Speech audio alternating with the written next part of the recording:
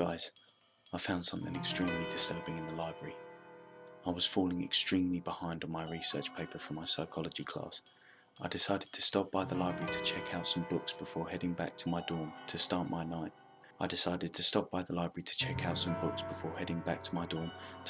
All-night typing extravaganza.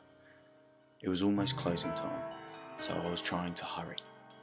I pulled a book from the shelf and a slip of paper floated to the floor and landed at my feet. I picked it up, and when I flipped it over, I saw the most elegant cursive writing. But when I started reading, I was frozen in shock. I noticed the date at the top was last week, but the stamp card in the front of the book showed this book hasn't been checked out for a couple of months. I'm posting it here because I need your guys' advice. Listen. She was nothing but filth, and I hated her for it. I hated them all for it. After everything I did for her, she didn't deserve me, but boy, did she deserve what I did to her. They all did. You see, I'm a nice guy. These girls just don't see that.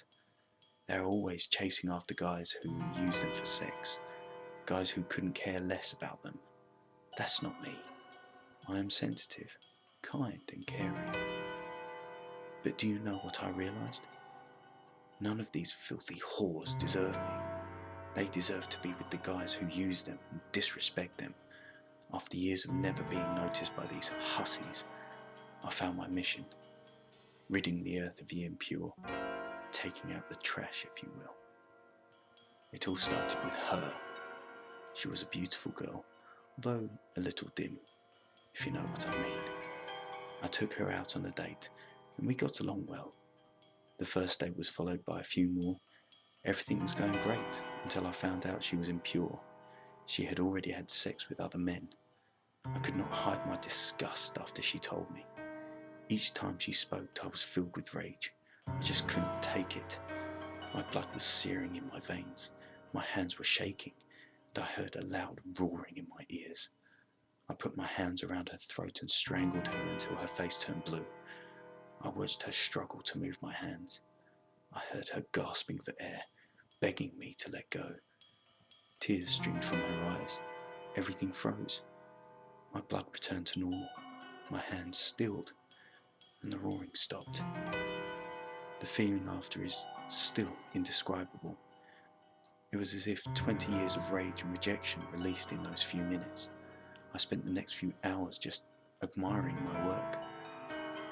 After I got my fix, I waited until really early morning before dawn, and I drove her to Lakewood Park and dropped her into the water. I could not linger long, but I stayed long enough to watch the bubbles in the water disappear as she sank. The world has one less whore to worry about. Eventually the high of my first kill wore off.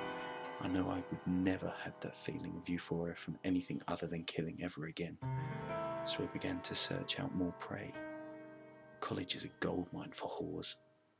Sometimes I would decide they were not even worthy enough for a kill, but the ones who were all met the same fate. I would grip their necks until I noticed the change in colour of the skin. I loved watching them struggle. However, I am not going to be detected easily, especially not by morons like you. Their bodies are all in different places. I lost count of how many whores I sent back to hell by now. It helps if you target the ones who would not be missed. However, some are. You have heard of the spikes in the missing girls on campus, no? A lot were deemed runaways, but in reality, they actually crossed paths with me. I will not stop. I couldn't stop even if I tried.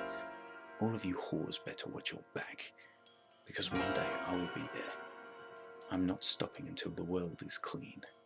I'm coming after you, your sister, your friends, and I will not stop until my mission is complete. You could be next.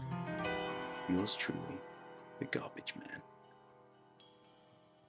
I want to contact the police about this note, but my roommate says it could put me in danger. I'm going to anonymously leave it in the mailbox at the office where the police are located on campus. I am waiting until morning. He could be lurking anywhere, and I do not want to cross his path.